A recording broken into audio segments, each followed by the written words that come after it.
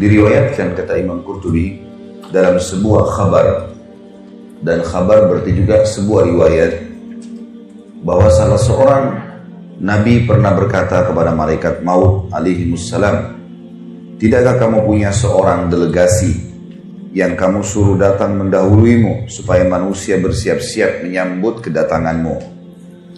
Benar demi Allah, jawab malaikat maut, aku bahkan punya banyak sekali delegasi berupa macam-macam gangguan dan penyakit, uban yang ada di kepala, berbagai hal yang menyedihkan, dan berkurangnya pendengaran juga penglihatan. Jika orang yang ditimpa hal-hal tersebut tidak mau sadar juga dan tidak mau bertaubat, maka tak kala aku datang hendak mencabut nyawanya, aku menyeruhnya, bukankah aku telah mengirim terlebih dahulu kepadamu delegasi demi delegasi dan peringatan demi peringatan? Aku adalah delegasi terakhirmu. Tidak ada lagi yang lain sesudahku, dan aku adalah peringatan terakhir. Tidak ada lagi peringatan lain sesudahku. Tidak ada satu hari pun di mana matahari terbit dan terbenam, melainkan malaikat maut menyeru, hai orang-orang yang telah berumur 40 tahun, inilah saatnya kalian mengambil bekal. Selagi kalian masih berakal, anggota-anggota tubuh kalian masih kuat perkasa, hai orang-orang yang telah berumur 50 tahun, telah dekat saatnya memetik dan panen. Hai orang-orang yang telah berumur 60 tahun, kalian telah melupakan hukuman Allah dan melalaikan jawaban atas firman Allah subhanahu wa ta'ala yang telah disebutkan di dalam surah Fatir ayat 37. A'udzu billahi minasyaitonir rajim. Awalam nu'ammirkum ma yatadzakkaru fihi man tadzakkara wa ja'akumul nadhir. Bukankah kami telah memanjangkan umurmu dan dalam masa yang cukup untuk berfikir bagi orang-orang yang mau berfikir, dan bukankah telah datang kepadamu an-nadhir atau pemberi peringatan? Sampai sini dulu. Khusus lembaran ini kita harus mengambil pelajaran penting Bapak Ibu sekalian, dan sekaligus menepis beberapa persepsi negatif tentang masalah mati. Misal, orang menganggap nanti sudah keriputan, sudah tua sekali, udah bungkuk badannya, baru dia mati. Ini persepsi salah. Karena banyak yang masih bayi mati, remaja mati. Persepsi yang lain, orang menganggap dia akan mati kalau masuk rumah sakit, sakit parah, di ICU. Maka ini juga persepsi yang salah. Karena ukuran rumah sakit dibandingkan dengan jalan raya, mana yang lebih banyak manusianya? Di jalan raya. Ruangan ICU ada berapa di rumah sakit? 1 atau 2. Mana manusia miliaran? Berarti persepsi orang yang menganggap bahwasanya sakit dulu baru mati itu keliru. Karena sedikit sekali orang masuk rumah sakit. Gak banyak. Gitu kan? Lebih banyak orang yang lewat lulalang depan rumah sakit.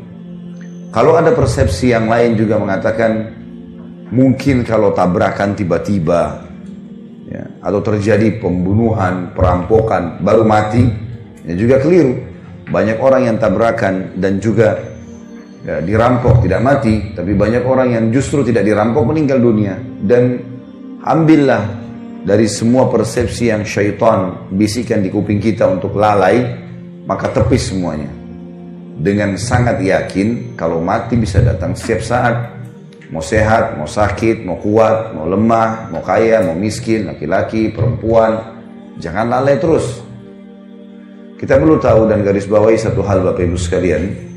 Kalau umur yang telah berlalu, umumnya lebih panjang daripada umur yang tersisa. Karena umur yang telah berlalu, itu yang sudah pasti kita laluin. Misal umur kita 40 tahun. Itulah umur kita yang sebenarnya yang sekarang. Yang sudah kita laluin, sudah kita nikmati, sudah kita lakukan berapa banyak aktivitas. Umur ke depan kita nggak tahu. Sehari kah, 2 hari kah, seminggu kah, kita nggak tahu. Tapi umumnya kata ulama, umur yang berlalu pasti lebih panjang daripada umur yang akan datang. Karena umur akan datang masih tanda tanya. Nggak tahu berapa lama. Tanamkan baik-baik itu di benak kita Bapak Ibu sekalian supaya kita sadar. Banyak orang yang terus lalai, seakan-akan dia masih lebih panjang. Kalau sekarang 40 tahun berarti kalau saya hidup lagi 40 tahun ke depan, saya masih berumur 80 tahun. Kalau enggak, kalau meninggal tiba-tiba, banyak orang loh, kulitnya mulus, badannya sehat, apalah dengan bahasa-bahasa manusia, seksi lah, cantik lah, gagah lah, tampan lah, apalah segala macam, hilang cuma jadi kenangan. Begitu mati cuma dikenang, oh ibu itu dulu cantik, dulu, selesai. Sekarang udah dimakan oleh tanah pipinya, gitu kan, udah nggak ada lagi, gitu kan. Oh dulu ibu itu suka datang ke salon ini, dulu, gitu. Orang cuma mengenang begitu. Oh ini sepatunya dia, oh ini tasnya, oh ini tempat duduknya di majelis taklim. Orang cuma kenang. Orang cuma kenang begitu. Tetap kita secara pribadi yang akan menghadapinya. Maka jangan lalai terus ini. Seorang mukmin dan mukminah harus cerdas. Dari perbuatan bermanfaat apa ke perbuatan bermanfaat apa. Gak ada gunanya kita lalai. Karena tidak ada waktu ini. Kita sedang berpicu dengan waktu. Jangan terus-menerus mengiyakan syaitan sampai kapan. Gampang, nanti gak usah amalan sunnah. Kan cuma sunnah. Begitu terus. Godanya sama. Berapa tahun Bapak Ibu digoda begitu sama syaitan. Dan berapa kali kita mengiyakan. Syaitan berharap buku amal kita kosong. Supaya gak ada amalan. Dan dia jeli. Setiap hari itu. Usahakan hari ini mana yang bisa bolong nih. Harus dibolongin sama dia. Dan kita tidak bisa perbaiki. Sekali dia berhasil bolongkan, ini misalnya tadi malam gak tahajud, biar kita nangis darah, gak bisa lagi perbaiki. Sekali gak duha nih, pagi ini masih ada waktu, habis taklim sebentar sholat duha.